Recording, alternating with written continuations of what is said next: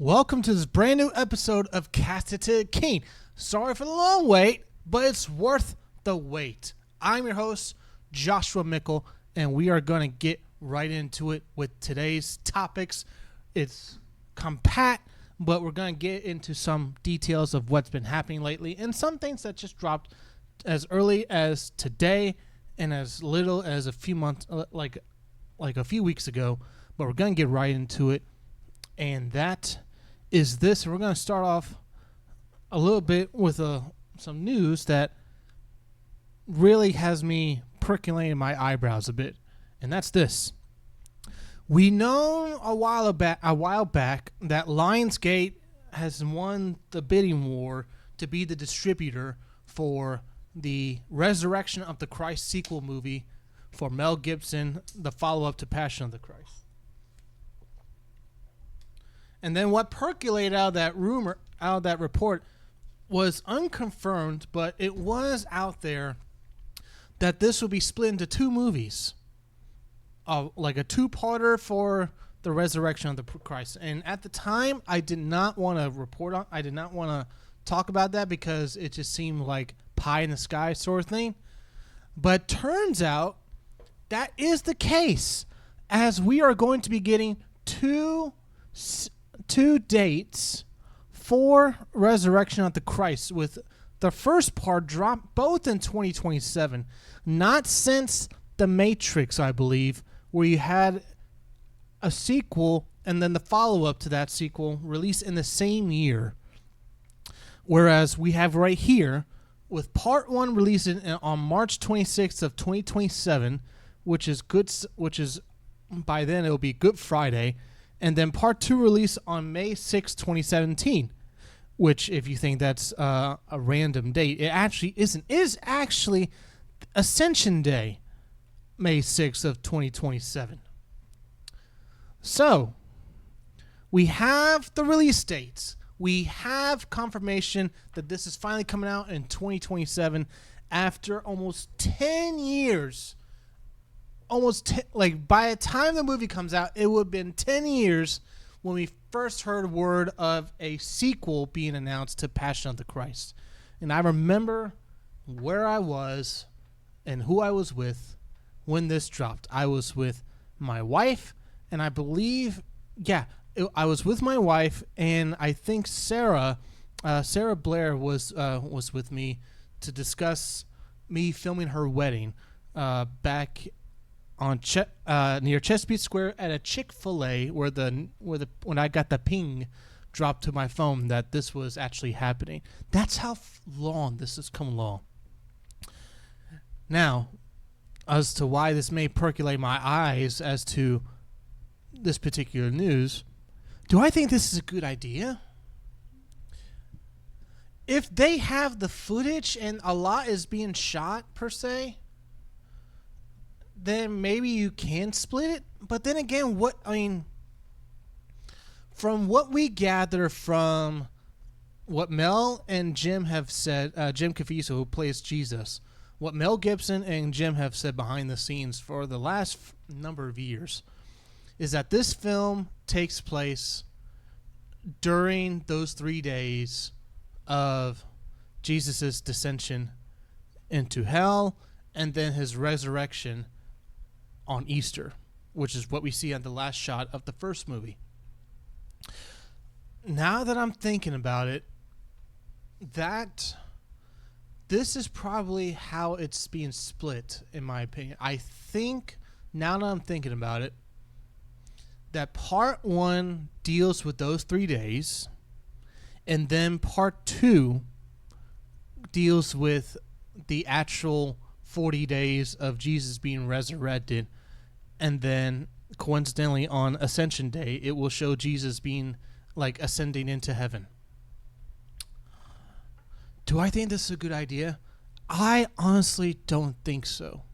I think what they should be doing is, if they have the footage and they're done with the first cut, you release that sucker in 2026. If it's still being filmed and edited together, release that first part on March of 2027, and then for the next year, and like for that next year's Ascension Day, release part 2 of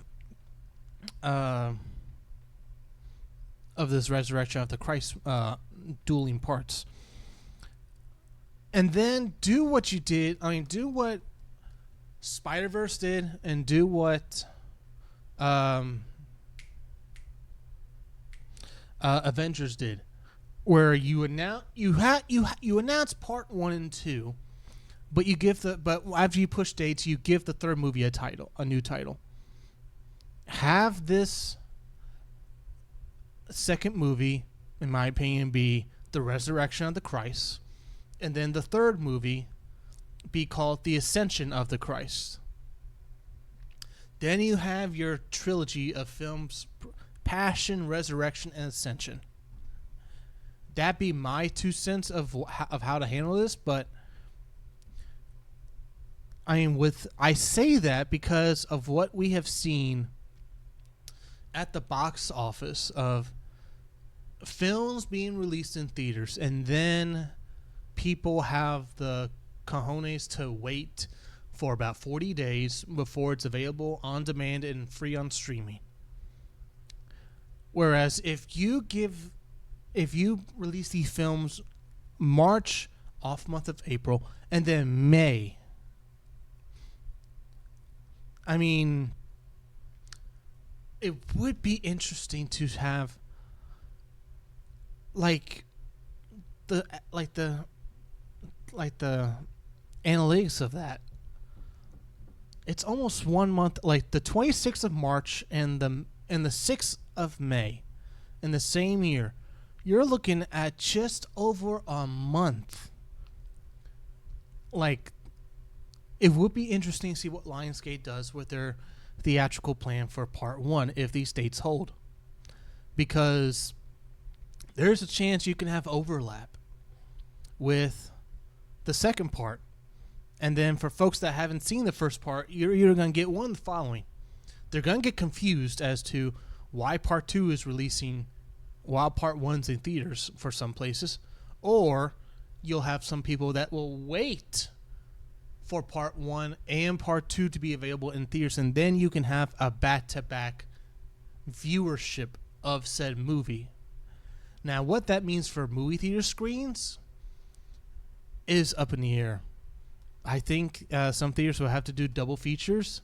It's going to take away screens. It's going to take some screens away, some showtimes away.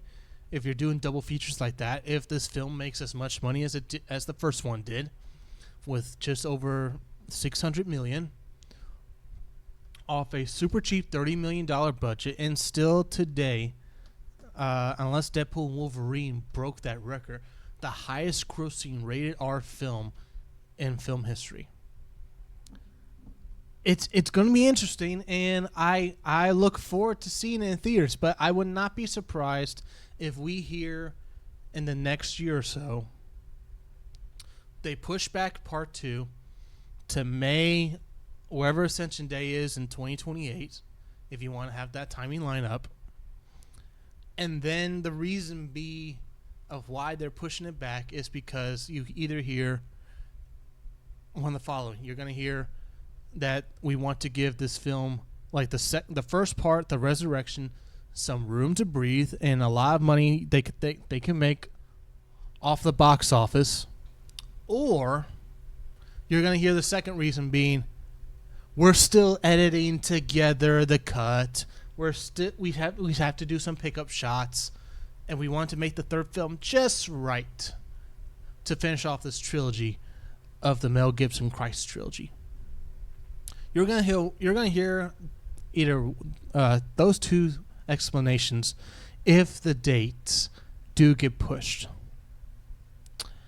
But if these dates hold, it's going to be an interesting 40 days between the release of part 1 and then the release of part 2, which is, I believe, that is 40 days apart. Now that I'm thinking about it. And with that being said, we're going to dive into this next one, and we've talked about this next one on the show quite a bit. but it's been a long while, and now we got some word about what's going on. And that's with Xbox, Microsoft. They have upped their prices, evidently, since dating back to May of this year. They have upped their prices steady, like little by little. And now, comparatively from either May or July, prices for consoles, for their next-gen consoles that have been out for years, they haven't released a new one yet, have risen 50%. Not 15, not 1.5, 50. 50% raise on consoles. And then, to add salt to the wound for Xbox gamers out there, their subscription, Game Pass, has apparently raised by close to 50% for their monthly subscriptions, to where there's reports out there that the websites have crashed because of, like, their cancellation websites have crashed because so many gamers have now wanting to go ahead and cancel their subscription to Xbox Game Pass. As the lower third says on the screen, is the writing on the wall for Microsoft. And how did we get here? How we got here? Many things, but we're going to start with the few things that we've actually talked about on this particular show. And that's this. Microsoft is they are now in the process of turning into a third-party developer. What does that mean? That means they are going the route of Insomniac. They're going the route of Rockstar. They're going the way of Rocksteady, of Naughty Dog. Production companies that make games, and then they hand it off to a distributor. In this case, Microsoft being a third-party game developer, and then they hand off their games to PlayStation, to Nintendo.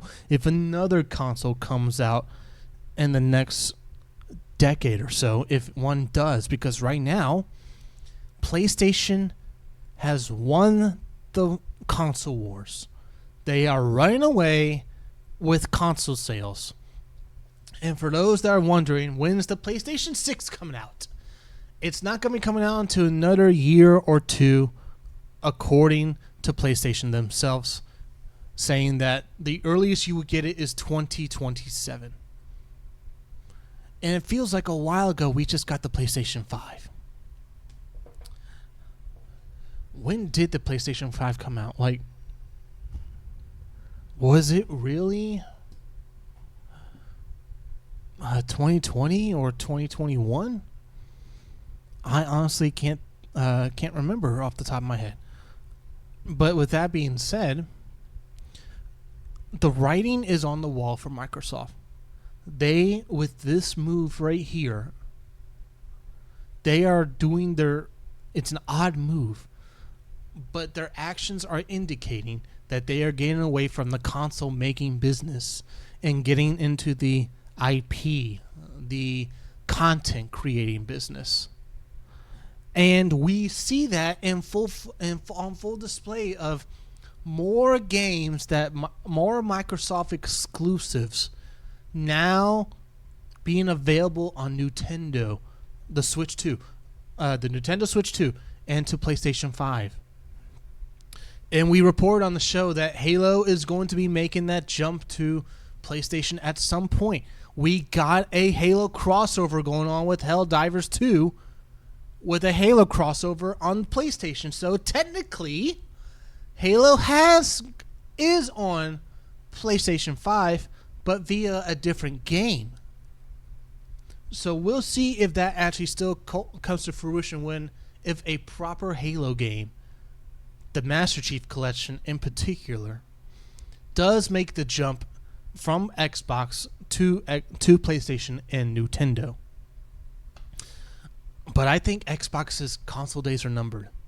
If they do release a new console, it's not going to be anytime soon, and they're going to wait until after PlayStation's new console arrives. And by then, will the Xbox community be dying off?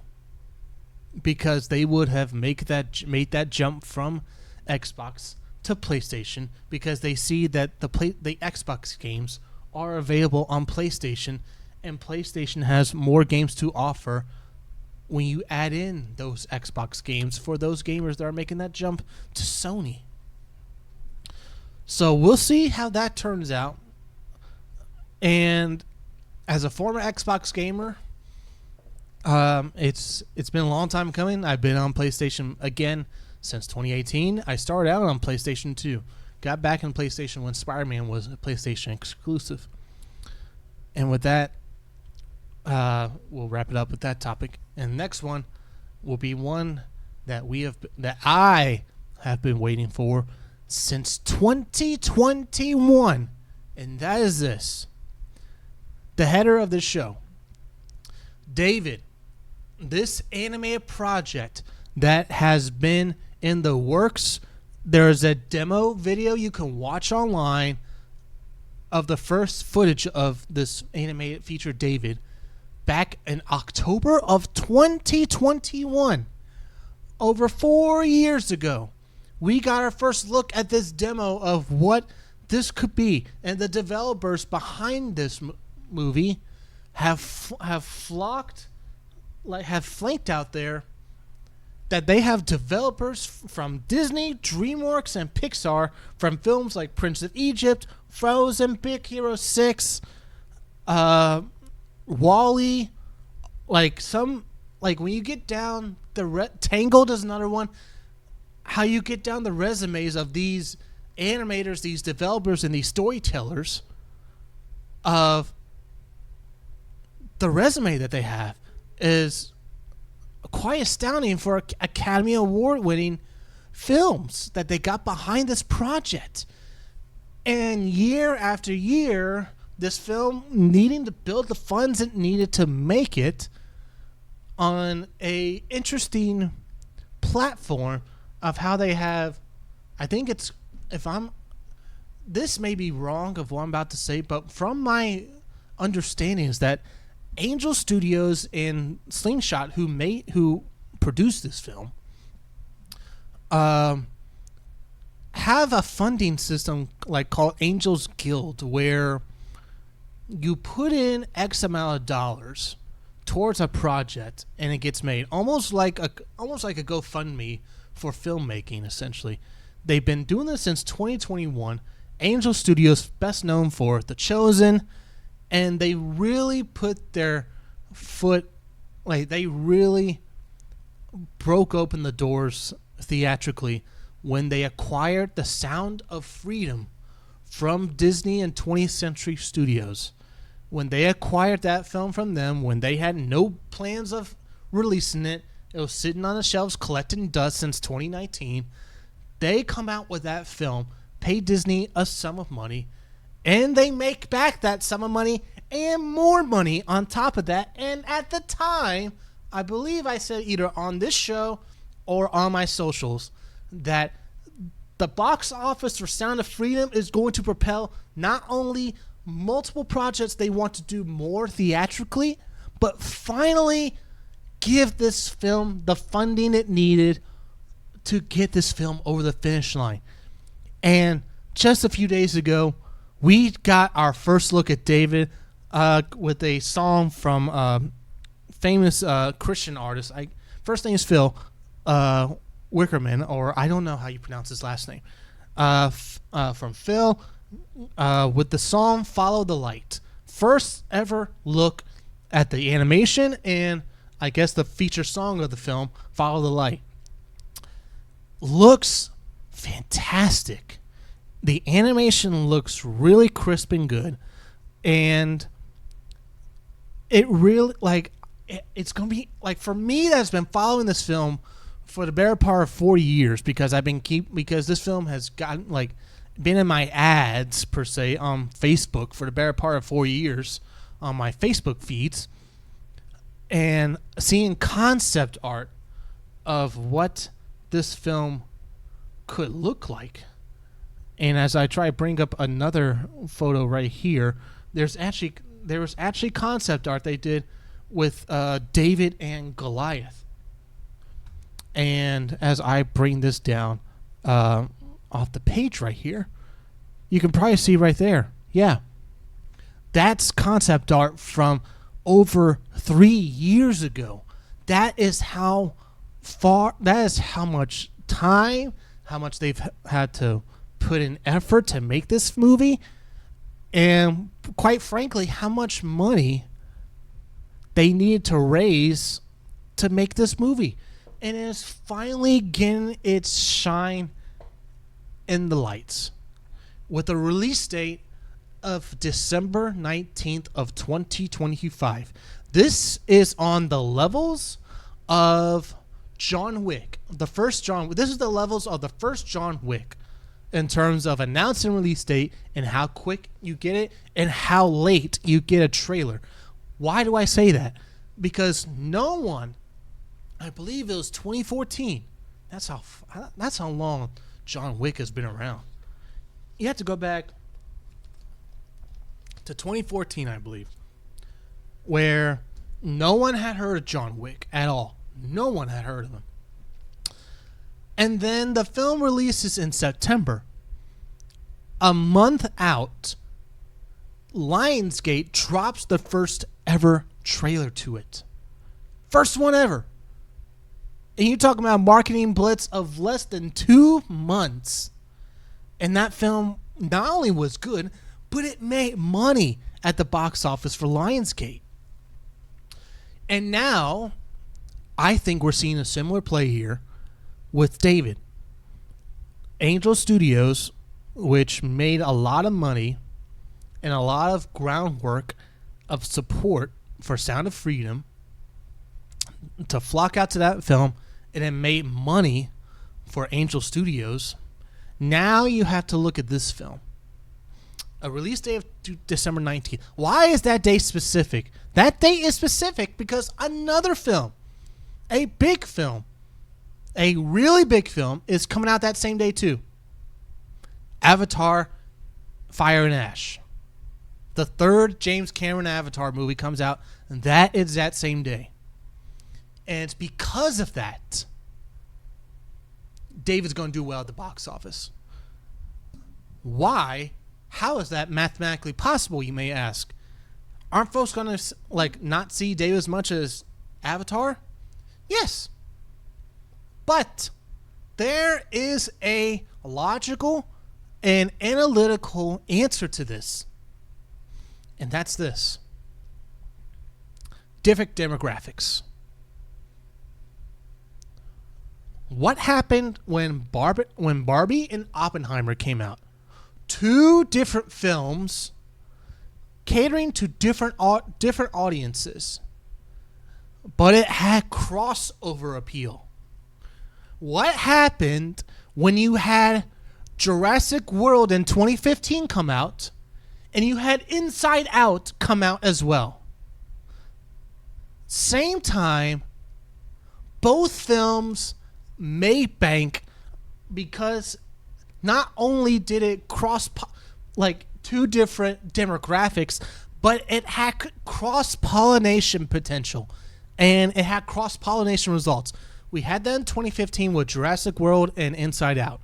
We had that not too long ago with Oppenheimer and Barbie. I believe we are going to see that again for the Christmas season. When kids are out for Christmas break, when kids are for the same reason they will see the second movie of Avatar, for the same reason they saw the Star Wars movies, for the same reason Doomsday is going to be a big hit next year in December.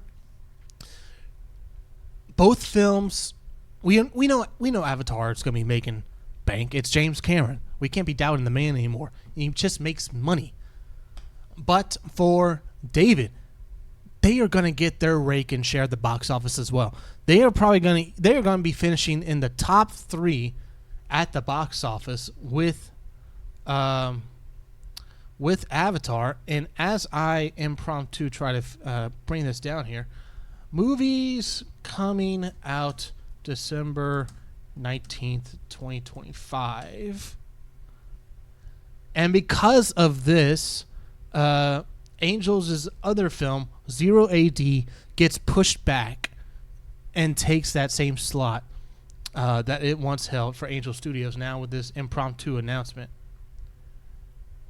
The other film that comes out, and we'll see if this film actually does well, we got another SpongeBob movie coming out, The Search for SquarePants. It's been, coming out. That's the 4th movie, I believe. Then you have a film called The Housemaid, and Is This Thing On? A film called The Great Flood. But in terms of... So as we go through this list, James Cameron's going to be that Fire and Ash film is going to be raking in about... it's going to be raking in about a lot of money. SpongeBob has his audience. And then you have The Housemaid, that's a thriller film. You have Is This Thing On? A comedy film. This December has a bevy of different categories, different genres. But what does well at the box office, I think that's going to be your top 3 right there. I think it's going to be Avatar, SpongeBob, and David as your top 3 films at the box office through the month of December and into January, I believe. Because, the cross-pollination there, folks are going to either going to be seeing Avatar and SpongeBob, or they're going to be seeing Avatar and David. Because those films are going to be cross-pollinating with audiences, and it's going to be bringing out folks to see the movies and for the theatrical window of that month. It's going to be much needed for the box office and for theaters, because they have been struggling lately. And we will close out this show with this. Spider-Man Brand New Day is around the corner. It is less than a year away, if you can believe it. We got Punisher, we got Hulk, we got Tombstone, we got Scorpion. We got all sorts of fun story elements coming our way. But one that has popped its head just recently, and that is Daredevil, Born Again Season 2. Is there going to be a connection between Season 2 of that and going into the events of Brand New Day? The Punisher special that we're supposed to be getting does lead into Spider-Man Brand New Day, obviously, because Punisher's in that movie. We still don't know if Daredevil's in Brand New Day. There's a chance he may be. I think there's at least over 20% chance he makes an appearance. Not as Matt Murdock like in the last movie, but also as the titled character Daredevil. There's a chance he actually is in this thing. And according to the head of Marvel Television, Brad Windenbaum, has confirmed that Daredevil Born Again Season 2 connects directly to Spider-Man Brand New Day, calling the link important, as he added on in a quote saying that we are communicating a lot with the team of Spider-Man Brand New Day to make sure there's coherence there, said Windenbaum at New York Comic-Con. He also added, we don't want to spoil anything, but it very much exists in the same world, and it is important.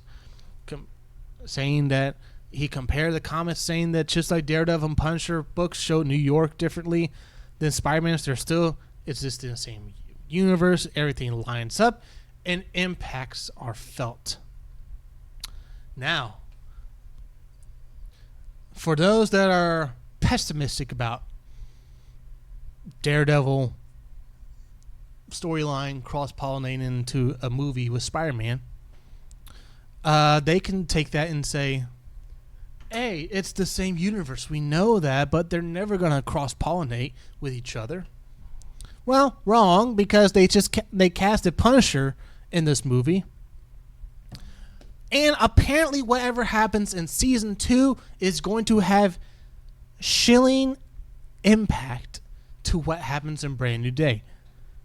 Like, the effects of Daredevil will be felt, apparently, according to Matt here from Marvel Television and Marvel Studios, that the show is going to have such a lasting impact that it will be felt in whatever story is being told with Brand New Day. And one speculation points that's out there is what was speculated at the end of season 1. Kingpin is the mayor of New York. You had in that first season some faction of gangs trying to win the approval, like to be in the good graces of Wilson Fisk. What is Tombstone? Tombstone is a gang leader who has many, many paths in the past crossed over with Kingpin. Who's to say what Tombstone does in the movie of Spider-Man, what Scorpion does in the movie of Spider-Man Brand New Day, isn't more than to just win the approval of Kingpin, to be in his good graces. Now, Scorpion may be a higher lackey, but Tombstone is that guy where you are trying to win the graces of, like, the Godfather, essentially, of New York now.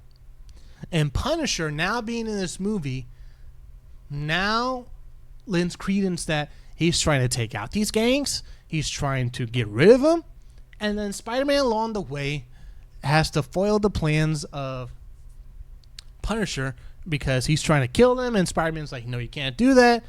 Oh, by the way, wink, wink, can't do that also because it's a PG-13 movie. But, hey, there have been plenty of things that a PG-13 movie can now do, and you can get away with, apparently. Point being, F1. F1 came out, fantastic movie. What happened in... What is the one rule for a PG-13 movie that you cannot do unless you want an R-rated guarantee? You can't say the F word more than once. You are given an F word to say once in a movie. It was said twice in F1. It still carried a PG-13. The Teenage Mutant Ninja Turtles Mutant Mayhem movie, anime movie that came out years ago, that I reviewed with my wife on the show, actually. PG movie. PG movie. Very profane language coming out of Ice Cube's character, The Fly, for a PG movie. Not the F word, obviously, but other cuss words spewing out of his mouth to where I'm like, hold up. This is a PG kids movie. When did we start bending the rules from the MPA of what can be said in movies? Have the rules changed that we're not aware of? Because I can't find anything online to suggest that the MPA has tempered its rating system or it has changed the rules per each rating system. You can't find it anywhere online. So there are plenty of things you can get away with now in a PG-13 movie. And we saw a little bit of it in Superman. You saw in a scene where Lex is interrogating Superman and he's playing Russian roulette. Great scene by Nicholas Holt's Lex Luthor, and cemented himself as the Lex Luthor of this universe. Playing Russian roulette with this innocent bystander that knows Superman. First shot doesn't go off. Okay, we'll try it again. And then the shot actually goes off. You see the shot, but it's panned super far away to where you can't see blood potentially coming out of the head. There are ways you can get around to Punisher doing Punisher things in a PG-13 movie and still honor the core elements of Frank Castle, of John Bernthal's character. There are ways that you can do that and still be in a PG-13 movie. It's not impossible, but there are ways you can do it. And for those that say, the Spider-Man can never be rated. Oh, by the way, the whole argument of Spider-Man will never be in an R-rated Marvel piece of content, just proven wrong, factually and officially, with Marvel Zombies that just came out almost a month ago. And even in the trailer of Marvel Zombies, you see what he does. Webs up a couple zombie heads and yanks them off. In slow-mo, blood's gushing out of the heads. And Spider-Man in such a Spider-Man iconic pose, ripping off the heads of multiple zombies. Spider-Man can be an R-rated content. I would expect no more that if we get a Deadpool 4 in the future, that Peter Parker Spider-Man, Tom Holland Spider-Man, will be making an appearance of some sort. Because all the Sony's not allowed to not allowed to have Spider-Man radar stuff. Oh, Marvel Studios not allowed to have Spider-Man radar stuff. Spider-Man is a kid-friendly character. He's not allowed to be in R-rated stuff. We can't have that. Baloney and nonsense, and just based on no facts whatsoever. This film, Brand New Day, it doesn't have the hype that No Way Home did right now, but the appetite, the palpitation for it, the anticipation, these adjectives I'm trying to spew up right now, it is real. There is a reason why Spider-Man is Marvel's most popular character, arguably the most popular character in all of comic book history, in all of cinema history. There's a reason for it. He has great stories. He is relatable. He draws from the kids. He draws from the adults. He draws from the teenagers. He draws from everybody in terms of storytelling. There are some, like the high school stories we know, and then there are some dark, gritty, heartbreaking stories that Spider-Man goes through. And it will be interesting to see if Punisher becomes that sort of figure to Peter as he's trying to navigate his new life as Spider-Man after the events of No Way Home, of challenging him, almost like how he challenged Daredevil on that rooftop in season 2 of the Netflix show. Of like, you have this moral code, but what happens when that moral code results in the bad guys continue to get out of prison even more, and they get back on the streets and they still do the thing that they got in prison for? You still send them back to prison, and then the cycle keeps repeating, and more innocents die. How long before you take a life? And we saw Spider-Man almost do that in No Way Home, killing the Green Goblin with his glider.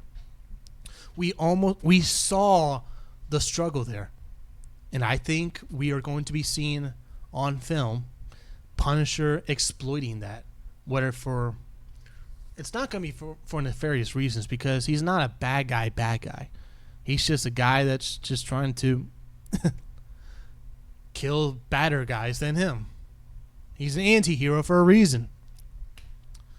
So I think we're going to see that interesting dynamic, and it makes the anticipation for Daredevil Born Again Season 2 even more intriguing as we wait and get closer to it.